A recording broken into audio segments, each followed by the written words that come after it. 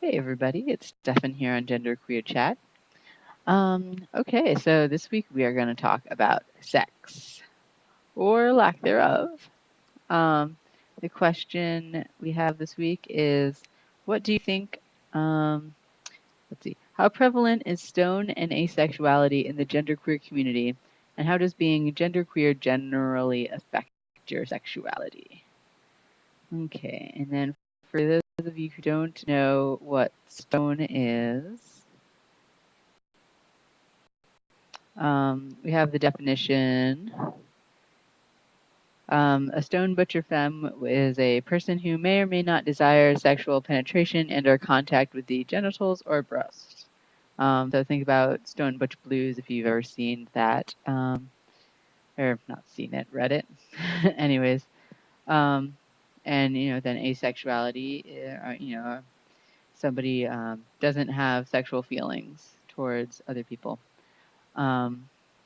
So and then the other part of that, is how has being genderqueer affected your sexuality. So I don't really know about the first part. I know people who are genderqueer and stone, who are genderqueer and asexual. I also know genderqueer people who are polyamorous, who have long-term monogamous relationships, who are gay, who are straight.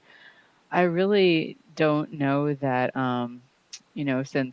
since gender is a thing separate from sexuality, I would imagine that there's as many sexualities among genderqueer people as there are with men or women or trans or third spirit or any other type of gender identity.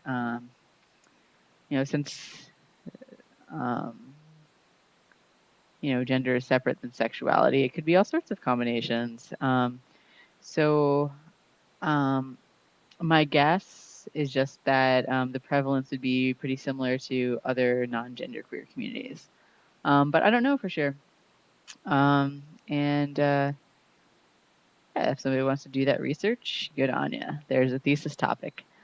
So I guess the thing I can speak to more is my own journey or whatever, and how my sexuality has changed um, regarding my genderqueer identity. Um, so I guess I I've never identified as stone or as asexual, but I definitely didn't really how do I want to say it? It's harder, I think, mentally and physically to have sex when you're not comfortable with yourself. Um, so while let's see, I didn't have sex at all until I was 20 and had my first relationship, and so I guess during that time I certainly felt attracted to people, but didn't act on it, didn't understand how physical things worked really.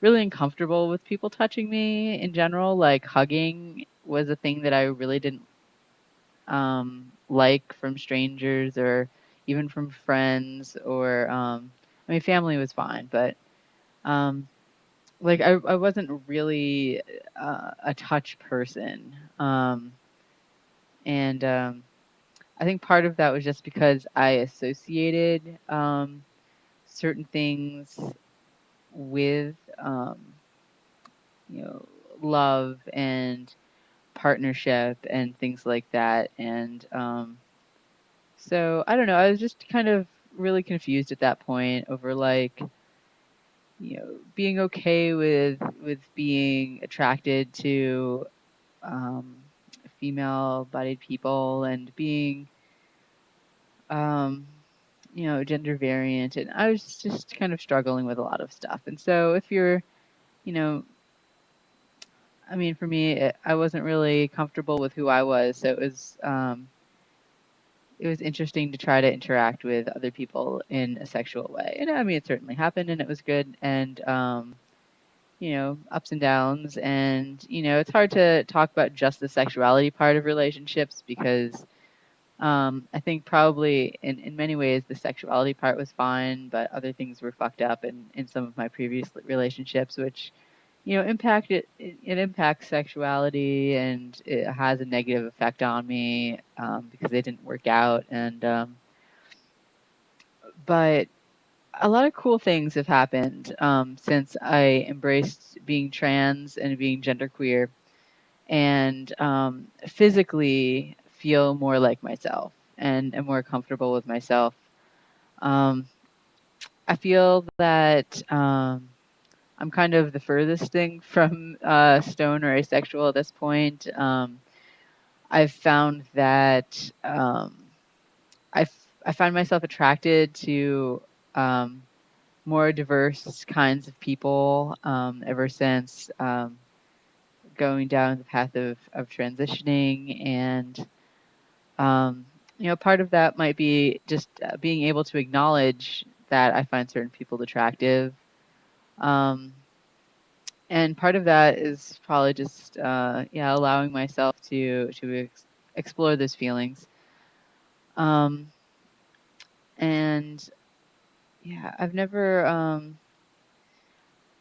yeah, even before surgery, I was totally fine with, you know, nipple play and, you know, people, my partner touching you know, basically everything.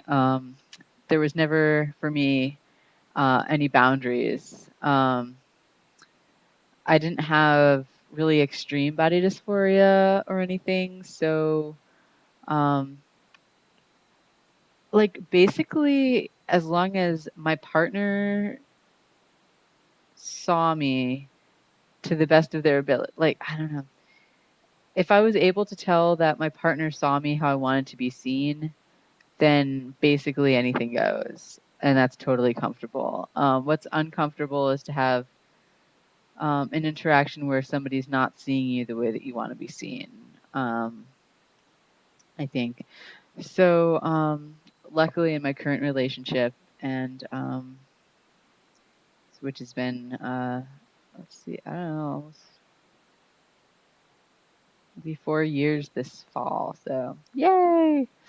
Um, luckily, that relationship's super fulfilling, and I feel that um, that they're kind of the one person in the world who really gets me the best, who understands, who I don't have to explain.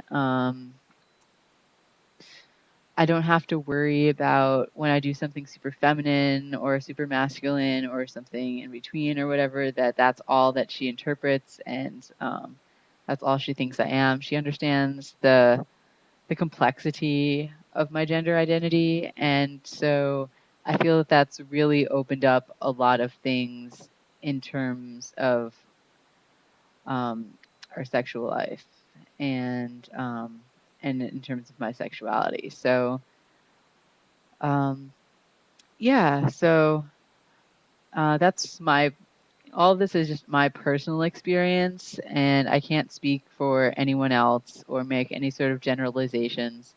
Um, But for me, being comfortable with myself and my identity was the very first thing that had to happen in order for me to have a lot more freedom in expressing myself in terms of sexuality. So that's my story.